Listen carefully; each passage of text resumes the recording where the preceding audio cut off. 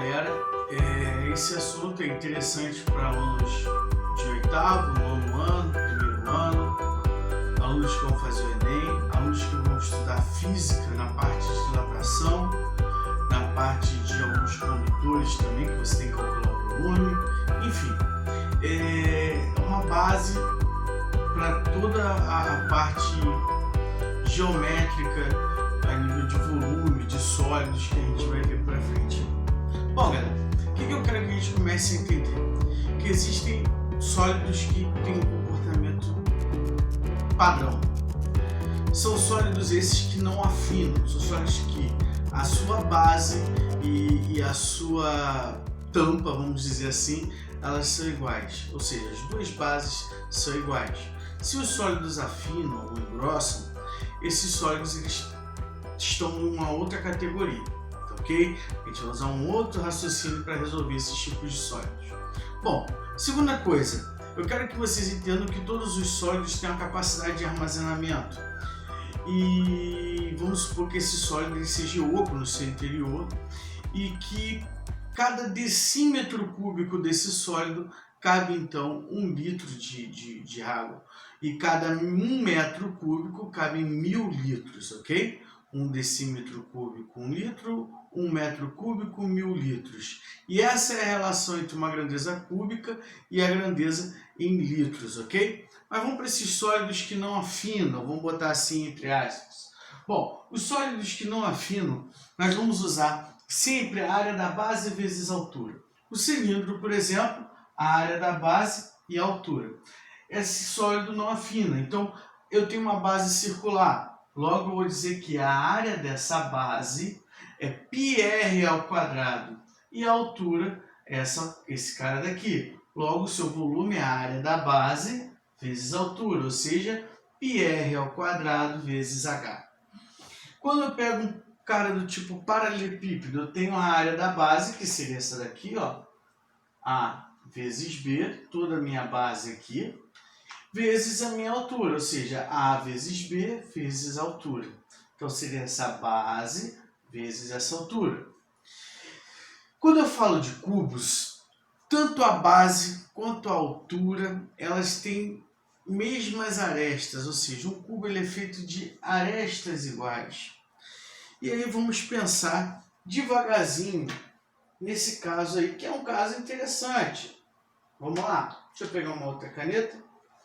Primeira coisa, vamos dar alguns nomes aqui. O encontro entre essas retas, que nós chamamos de arestas, esse encontro, por exemplo, nós chamamos de vértices. Ok? Eu tenho um vértice, 2 vértices, 3 vértices, 4 vértices, 5 vértices, 6 vértices, 7 vértices. Então temos 1, 2, 3, 4. 1, 2, 3, 4. Temos 8 vértices. Nessa figura, 8 vértices. E 1, 2, 3, 4, 5, 6, 7, 8, 9, 10, 11. Contando de novo. 1, 2, 3, 4, 5, 6, 7, 8, 9, 10, 11, 12. Então nós temos 12 arestas. Então temos 8 vértices e 12 arestas. Vértices é o ponto de encontro das minhas arestas. Ok? Então, arestas seriam as retas. Vamos lá. Vértice seria o ponto em que essas retas se encontram. Bom, tem um outro cara que é interessante a gente falar, que é o face. Então, por exemplo, eu quero que vocês entendam que isso aqui é uma face. Todo ponto que eu posso apoiar, ó, eu posso chamar isso aqui de face. Isso é uma face. Assim como essa parte de cima, ó, é uma outra face, assim como essa parte de trás é uma outra face, enfim. Nesse caso, nós temos 6 faces, no caso do cubo também. Então, vamos recapitular. Agora, nós temos um linguajar geométrico entre nós. Eu tenho, então, as arestas, que são as retinhas, os vértices onde essas arestas se encontram, e as faces, que são as figuras planas em que as arestas e os vértices eles vão formar, beleza? Galerinha, quando eu olho para o cubo, ele é uma figura que não afina, então ele é a área da base vezes a altura. Mas olha que interessante, todas as faces do cubo, elas são iguais. Todas as faces do cubo, elas são iguais. Como todas as faces do cubo, elas são iguais, todas as arestas são iguais, então quando eu falo que eu tenho a área da base, seria o lado vezes lado, multiplicada pela altura, então eu teria lado vezes lado vezes lado.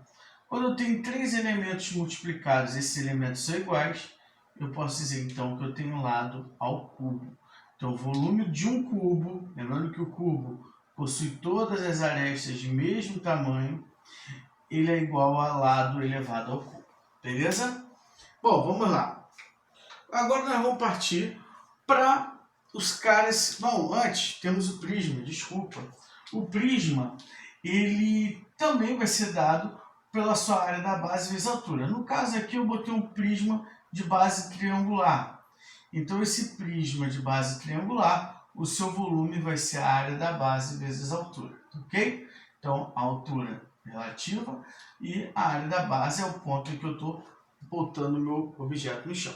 Então os prismas funcionam assim. Agora os objetos que afinam, por exemplo, o cone e a pirâmide. Bom, posso dizer que a base dessa pirâmide vale uma circunferência. E essa circunferência tem um raio. Então, a área da base dessa circunferência seria πr ao quadrado, vezes a altura dessa pirâmide, desse cone, perdão, vezes a altura desse cone. E aí nós temos, então, o raio, temos a altura, e pela base eu teria πr ao quadrado, e a altura vai ser determinada através desse cara aqui. Lembrando que isso aqui forma um triângulo retângulo, tá?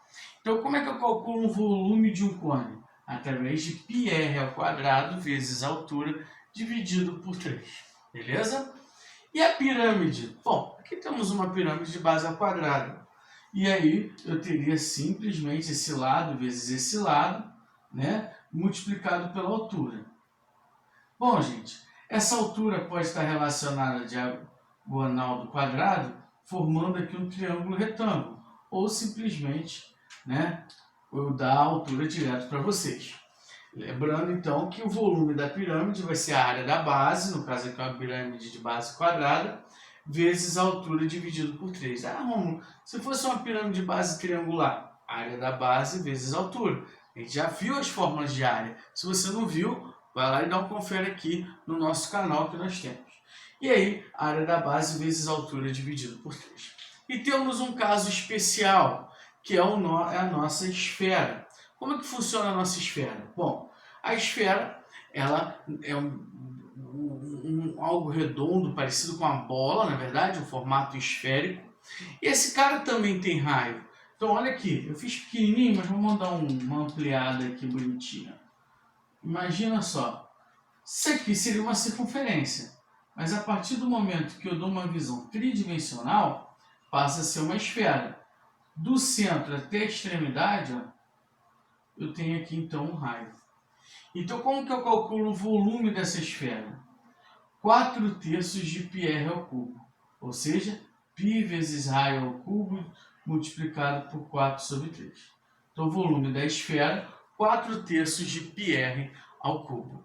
Galera, vamos agora dar uma focada nas figuras geométricas em específico. Essa é só uma visão geral. Obrigado pela aula, atenção na hora de fazer os exercícios. A visão e a maturidade geométrica vem através dos exercícios. Valeu, galera. Tamo junto, hein? Obrigado.